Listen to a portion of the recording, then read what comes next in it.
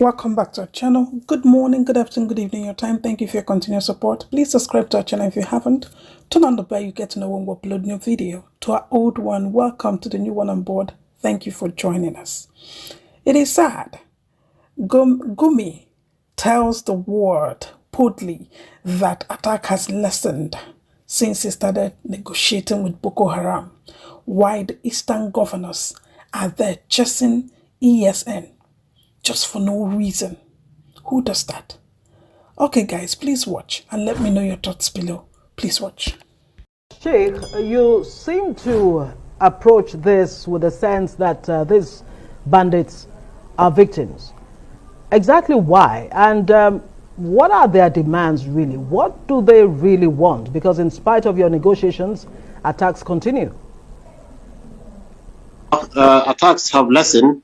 It's just one case you have of the Kagara boys. Without it, there is a drastic change. We have seen absolute drastic change in Zamfara, in Sokoto State, where negotiations are going. So you don't take sporadic cases and just, explode it. Even the Maiduguri incident here I don't think it's a big threat because the military has surrounded the town. There is no more continuous bombardment. It's just sporadic attacks. Shouldn't frighten people. I think the military should be on top of the situation. But yet, negotiations are very useful in seeing that we get these boys or youth to get sense into their head and just admonish them and show them the fear of God. And it also works.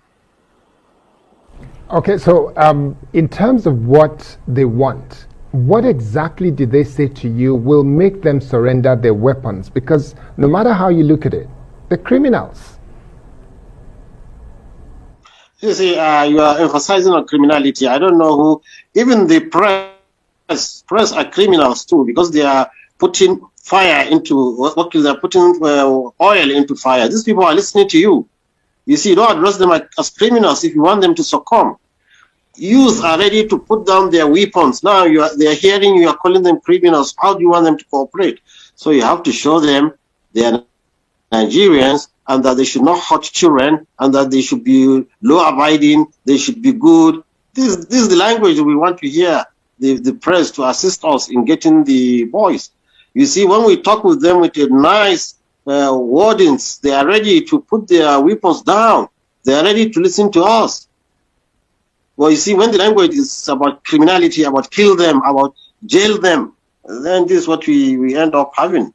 And you can see even the Niger Delta people have already started coming out too, to threaten the nation.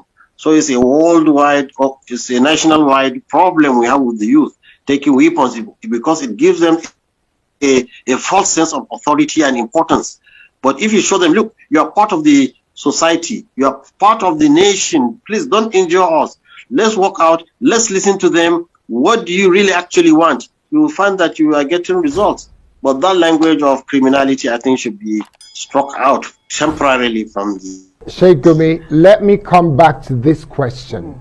Anybody who picks up arms and goes around shooting and killing people, kidnapping and demanding ransom in some cases, raping women in different communities, that is an act of a criminal. Do you believe, as an upstanding Nigerian, that anybody that does this is a criminal, first and foremost? Do you believe that? Criminal, but let me show you one thing. But I don't wish for you anything, but you yourself now, if you are stopped by armed robbers on the road, this word criminals, you will not use it on them. You will not use it on them. Tell them good things and obey their instructions so that you save yourself. We are trying to save the nation from this youth that has a false sense of authority when they see they are holding guns. How do we get and catch the guns from them? The language we use is very important. So what you're saying is that we should not call a spade a spade. You have been saying that these bandits, well, you say we should not call them bandits or we shouldn't call them criminals, that Nigerian government should negotiate with all criminals all over the country in order to have peace. Are you saying we should also negotiate with armed robbers, with rapists, with other kidnappers, whether they are from any tribe, whether they are Igbo, Yoruba, Nupe, and what have you. Is that what you're saying, Sheikh? Yes, you see, let me tell you something. If an armed robber stops somebody, this same victim is the first person that negotiates with the armed robber. So if the victim himself is ready to negotiate with the armed robber, what more of somebody who is not the victim? What we are saying, you don't put it in such a bad language. What we mean, we have a problem now. There are proliferations of arms, and there are drugs, and there is almost a semi-illiterate population. So how do you deal with it? By castigating them and abusing them in the media? They don't. You see, you're even talking to yourself. They don't even listen to you, maybe. So the best thing for us is the clergy, the respected people, elderly, try to get and reach them. Put sense into their head. When you go and meet them, you'll see they will lower their head. They will listen. They'll start giving excuses. When they start giving excuses, accept their excuse, but show them the way out.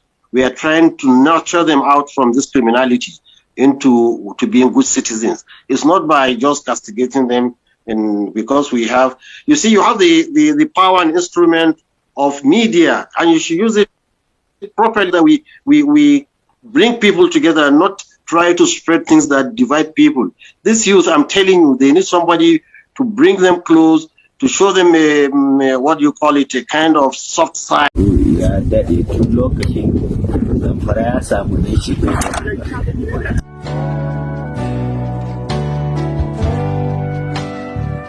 Dalilin daukan bindigar nan mu makiyaya ne.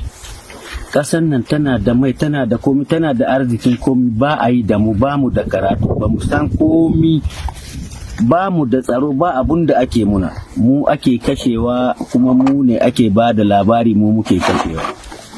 Kaga wannan, sannan ba mu da wani abu, mu duka kabilan makiyaya, duk inda makiyaya yake bai da karatu, bai da wani abu. Kasar ga akwai komi ana yi, mu ba a yi da mu, ba a san ma an yi mu ba. Kashewa ne ko za a yi. An saba mana, ka yi sulhu da mutum, kuna rigima, ka ce ku bari, an bari ga matsalar da ya sa, na gaya maku wannan matsalar, sannan sai ya dawo, an kawo mu cikin daji, an aje nan da haka ake yi sulhu, ka yi sulhu da mutum, ka aje shi daji, ka bar shi da bindiga, bai da abin da yake shi, ya zai maka. Ka alƙawalin da aka ɗauka ko guda bai yi ba, in suna so alƙawulan da suka ɗauka yadda suke ɗaukan ɗiyansu su sa su aikin gwamnati, su sa su karatu, mu dawo haka mu da bahaushe da bahillage da bayorube su zama ɗaya. Shugaban ƙasa ya fito ya taka kafafun shi da kanshi ya zo ya yi zaman nan. Ai da ake siyasa shi yana shiga ko ina, amma yanzu bai shiga cikin sulhun nan, bai maida shi komi ba, kuma kullum mutum ne ake kashe. Ba inin da ba a kashe mutum, Zamfara, Neja, Kaduna, babu ini, Sokoto, Katsina, ba a ini biyu ba a kashe mutum ba. Wani irin mutum, Fulatani ko kuma? Ba kabila, dan bindiga yana kashewa, soja yana kashewa, dan banga yana, duk wanda ka gane shi yau da bindiga a Najeriya mutum ne yake kashewa, dura sai yana kashe mutum. Abunda kasar da take ciki yanzu, wallahi sai kai kuka, ko shugaban kasa sai ya yi kuka. Shi shugaban kasa abunda yasa da muka bi cikin mulkin shi yasa kaga har muna bin sulhu. Dauka shi zai gyara Najeriya, amma shi ba mai gyara Najeriya bane. Tunda muka ji da hawan mulkin shi ya yaba Goodluck, ya yaba Obasanjo, ya yaba marigayar Aduwa, duk ba mutanen yabo bane ya yaba. Ƙara ya yaba muna a bashi a lokacin mulki, a bashi makiyaya suna karatu. Budget na ƙasa a lokaci a bashi akwai shi, tunda Obasanjo ya hau an sake budget na kiwo. Ok, wato tun daga lokacin da aka koma mulkin farar hula aka daina kula da Fulani, kake nufi? An daina kula da su, an sare masu daji. Mutum guda yana da eka kusan hekta 1000, mutum ɗaya, don yana mai kuɗi.